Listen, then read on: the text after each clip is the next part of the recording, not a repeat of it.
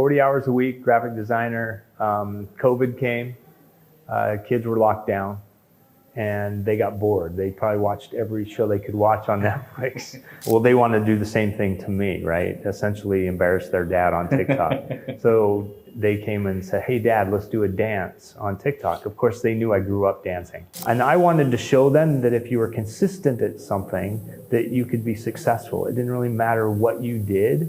And so as a dad on TikTok, I was like, okay, I'm gonna be consistent on this thing. One of my favorites that I did, because it reminded me of the 80s and 90s music when I was a kid and danced to like MC Hammer and all of those artists, was Bang Bang. I would say 99% of the comments that I get are very positive. Absolutely. But there are those few that are you read them and you go, huh?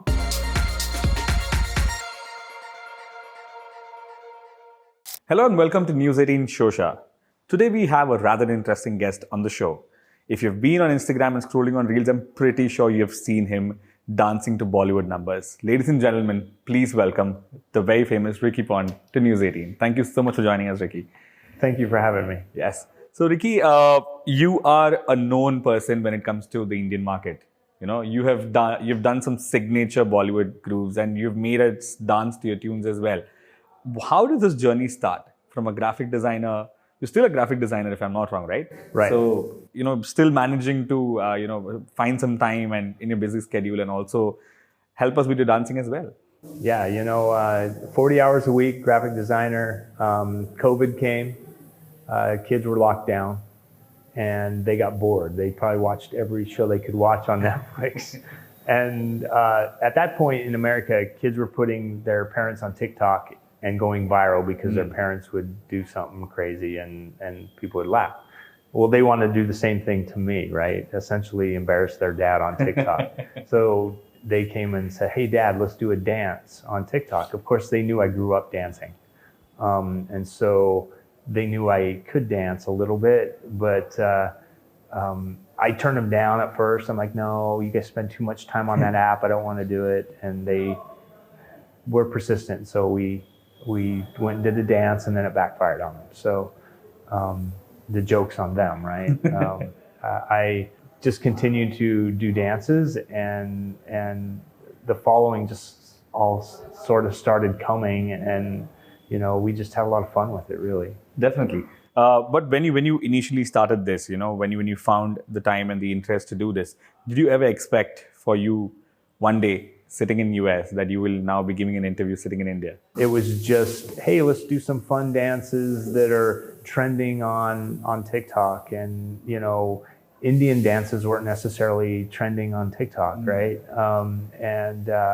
Nor was a thought in my head, hey, let's do some, dances from Bollywood or from other areas of India. That just sort of, again, came very organically when kids kind of, they get bored of things really fast. And my kids did too, and I wanted to show them that if you were consistent at something, that you could be successful. It didn't really matter what you did. And so as a dad on TikTok, I was like, okay, I'm going to be consistent on this thing. So I tried to get them to dance with me, but when they wouldn't, I would do it myself. And so for the past 4 years since the lockdowns, I have been trying to post every day. So we were talking about balancing life as it comes, and you mentioned that, everything just fell in place. But how do you keep going in terms of when it comes to a particular song, on fixing a song or fixing a vibe that you can, is it always on the vibe that you feel, or is it something that your fans are requesting you to do? I think it's both, right?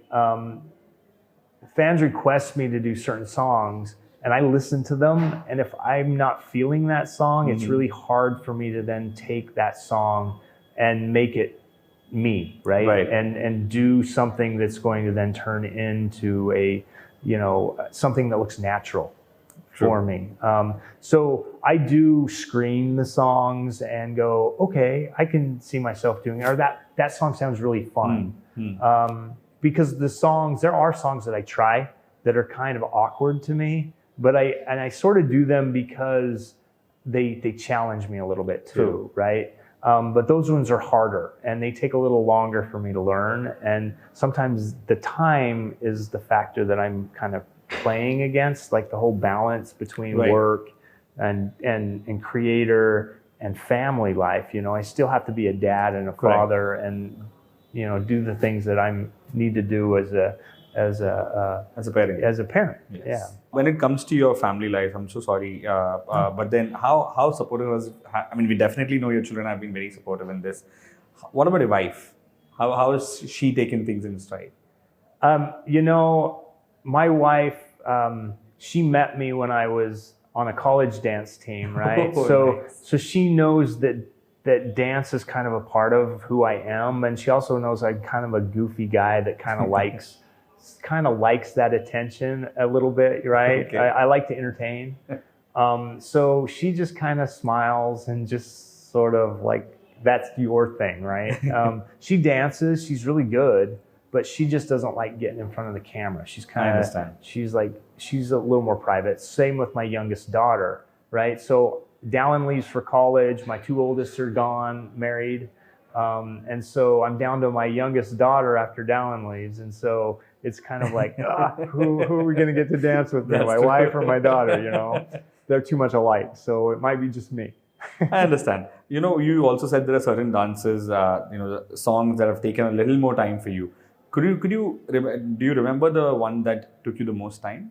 Actually, I don't remember the song, but it was a dance that we were doing for, I think it was a particular, like a festival or something like that, right? We had been working on this dance for like 4 hours. It was me and my daughter and my son. And we had been working on this thing for like 4 hours, and I was struggling big time. Oh, God. But they both had gotten it, and they were like, come on, Dad, come on.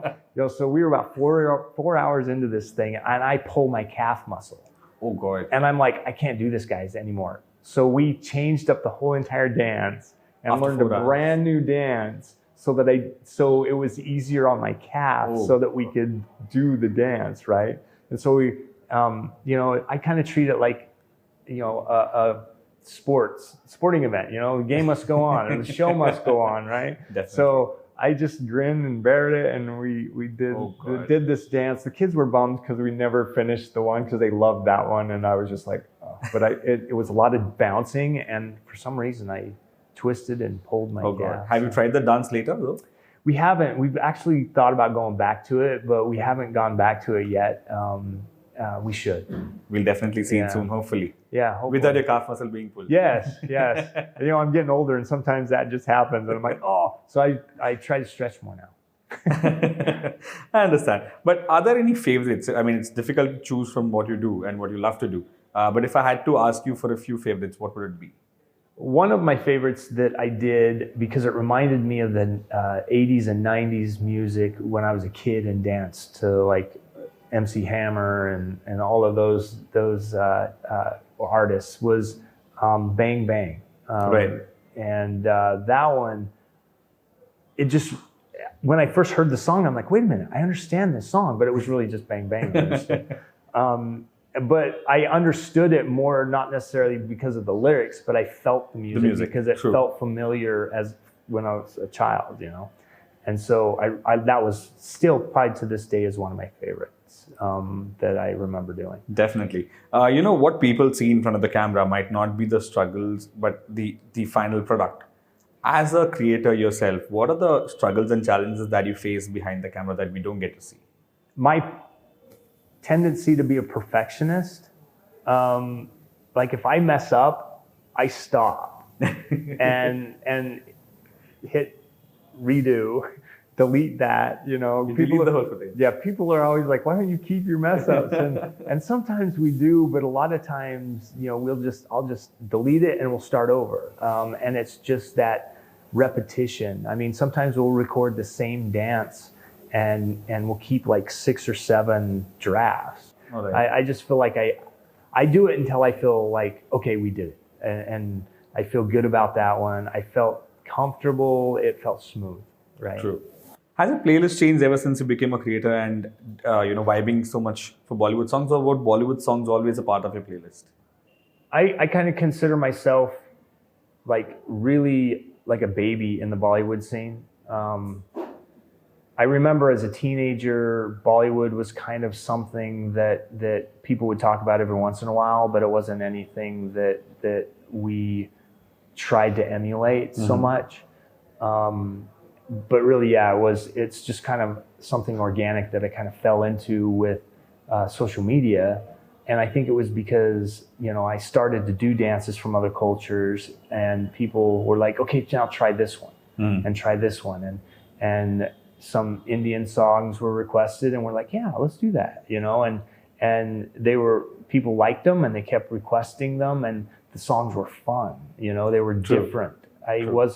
We've never heard them before, right? We were dancing to songs that you guys had back in the 90s that were brand new to us. Correct. And they were fresh, and they were fun, and people were like, wow, I haven't heard that song forever, right? And so that's kind of was fun for us, because it was the first time we'd ever heard that song. Correct. And people were like, oh, that reminds me when I was a kid. So that was kind of cool. That's nice. I mean, I'm pretty sure there is no dearth of dance numbers when it comes to Bollywood. We have n number of it. You'll never run out, I'm telling you. But tell me something. Do you go back to some song whenever have you started feeling the mood when it comes to any songs that you hear, probably just for your dance numbers? Do you revisit these songs just when you're free? I have actually pulled up some of the songs. I couldn't tell you what the names were, but just to listen to them in full, right? Because we dance to them at 15 to 30 seconds at a time, and you don't really get to understand or hear the whole 3-minute song or whatever. So yeah, I've actually pulled them up just to hear how the rest of the song went. Right. You earlier spoke about how much you enjoyed vibing to Bang Bang. The actor who's there, Hrithik Roshan, if I'm not wrong, he's one of the best dancers that we've seen come out of Indian film industry as well.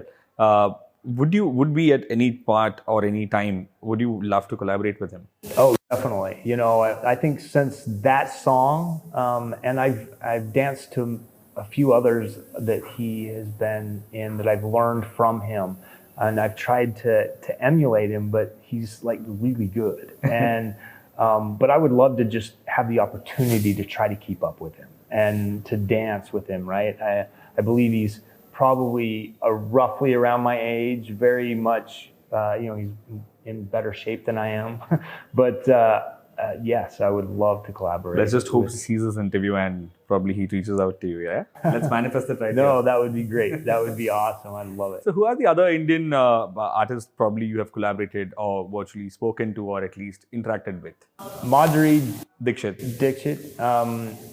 We did a collab 2 or 3 years ago. Correct. It might have been during COVID as well, and we did a Zoom collab where we got on, we talked, and to be honest, she was the sweetest person I'd ever met. I had no idea who she was, right? And her handlers came on, and they told me, "Don't be nervous," and I'm like, "Okay," And the first question I asked was, "Okay, so what do you do?" And I think that just sort of broke the ice. That's a very good question, yeah. And she's like, well, I've done movies and stuff, and it was so cool because we just had this conversation, and so that was one of the coolest collabs that I remember. And I'd love to meet her in person and do one like in person. Right? We can't wait for it, Ricky, I'm telling you. And Amol Kamble. Yes, the dancing cop. Yes, this week we're definitely planning on getting with him to do a collab. So we'll surely see something happening soon within India. Definitely. So I'm pretty sure your Indian fans have way forward things to look forward to, right? I think so. Yeah. I mean, they know we're here, and they know we're going to be doing some collabs with some Indian creators, and so hopefully we're gonna just do a bunch of them and I don't know. We've had relationships that we've built with a bunch of creators over the last few years. We talked to them on Instagram and some of them on WhatsApp. And so we've been able to kind of talk back and forth. And so it's going to be a fun week. Absolutely. And if I'm not wrong, this is your first time you're visiting India, right? Yes. So did you have anything else apart from meetings and collaborations? Do you plan to visit a few spots in Mumbai. Have you thought of exploring the city? You know, we have a friend back in Seattle he grew up here in Mumbai, and his sister and his family still live here. So she's going to take us out and show us the sights of the city and the things that we need to really kind of explore and see. And so we're really looking forward to just getting out and seeing that, but also just kind of rubbing shoulders with everybody here in the city, right? And you know, there's another creator that goes around and says, hey, teach me your favorite dance move. And we want to do kind of that same thing, that same vibe, because I think it would just be fun. Amazing. India is also known for food. And I would definitely want to know if you would love to try some Indian food, though. Oh, we're going to eat lots of Indian food, yes. We were told to kind of take it easy on our first day. We've eaten some already, but people are like, take it easy, kind of ease yourself into it, you know. But no, we love Indian food, and you know, we make it American style at home. True. And so it's really nice to get the authentic spices and true. You know, it's also the other way around. We enjoy American food, but we definitely Indianize it every single time. So yeah. Yeah. But I would definitely want to know, are you a foodie person? I enjoy food. I don't necessarily, I would consider myself a foodie. You know, right. It's like you put food in front of me and I'll eat it, right? So it's, I don't know. What are the future plans? Where do you want to take this? Or is this something that you want to just keep doing it? Do you have a plan for the next 5 years? You know, it's really hard to tell what that plan would be. I'm open to whatever happens. I'm open to this thing, you know, kind of exploding and opportunities coming out of the woodwork, and then just, you know, I'm not a spring chicken anymore, right? And it would be fun maybe to have a career change at my age, you know, do something, you know, go back to my roots of dance and something that I always thought maybe I would be doing when I got older with a studio or something like that. But it would be super fun to see where this goes. But I'm, you know, not opposed to continuing my life and being a dad and having, you know, I'm just kind of happy either way. But it's I think it'll go the way it needs to go. Definitely, no doubt. Social media it always has two sides to it. As much as positive, there are always a negative comments that we see, or we come across trolls. Does these things affect you? No, because I don't let it, right? I understand what you're saying. Like, there's a lot of kids out there that take social media to heart, and these comments really hurt them. And, you know, I would say 99% of the comments that I get are very positive. Absolutely. But there are those few that are you read them and you go, huh? You know, and people are like, well, just delete them. And I'm like, no, you know, I mean, they made that comment. It's gonna live in infamy, just like my video, right? It's like, so I don't try to give them any time, because why? Why? That's true. I mean, the reaction is what they need at the end of the day. I don't know them. They don't know me. So why would I care what they say? Absolutely. But has these things affected your children, probably because they see you, you know, on a daily hustle with this, and they are also part of this? Has it at any point, any of your kids have come to you and said, you know, probably this shouldn't have been done that way, or this has affected me in a way? You know, they're probably my biggest cheerleaders when it comes to people that say like inappropriate things. And sometimes I have to go at them and just say, you know what, just, you know, back off a little bit, right? Because they're more than happy to engage with somebody. But on the flip side, they have a strategy to that as well, right? Their strategy is, hey, if I talk to these people, they'll continue to talk, which means they'll continue to play my video, which continues to push my video. And it's all because this person can't help themselves to make comments, right? True. Definitely, I understand. But if there is something that you want to tell your children, which you haven't told them, probably just gratitude of showing you this way, if you give them due credit, what would that one thing be? If you had to tell anything to them? That they can do anything in life that they put their minds to it, right? when I started this journey, it was really just to prove to them that if you're consistent and you keep doing something, you can be successful, and it doesn't really matter what you do, right? And it's not others who define you. Do you want to thank them? Do I want to thank them? Yes. Of course. I mean, they're the ones who kind of push me on social media, right? You know, my kids are, I think that's what has really been fun about this whole journey, is kind of going through this with them. They've learned through this journey, through social media, through lives, they've learned that, hey, you know what? Kids in India across the world have the same fears, have the same concerns, have the same desires as they do in the US, right? And I think it was a light bulb went on in their heads that, you know what? People everywhere are just like us. You know, it doesn't matter where they live, and it doesn't matter where their upbringing is. They all want the same things, right? And that's been some of the best lessons that has been learned. And I hope that my kids kind of, you know, because we had conversations about it, you know, they were like, Dad, that was so cool. I mean, they talked like my friends would. And I'm like, well, yeah, because they're just kids like you, right? So definitely. And just like that, you know, with every dance and every move, they grew up, right? So yeah, that's about it. But on that note, thank you so much, Ricky. Thank you so much for giving us some time. Thank you. You're welcome. Thanks.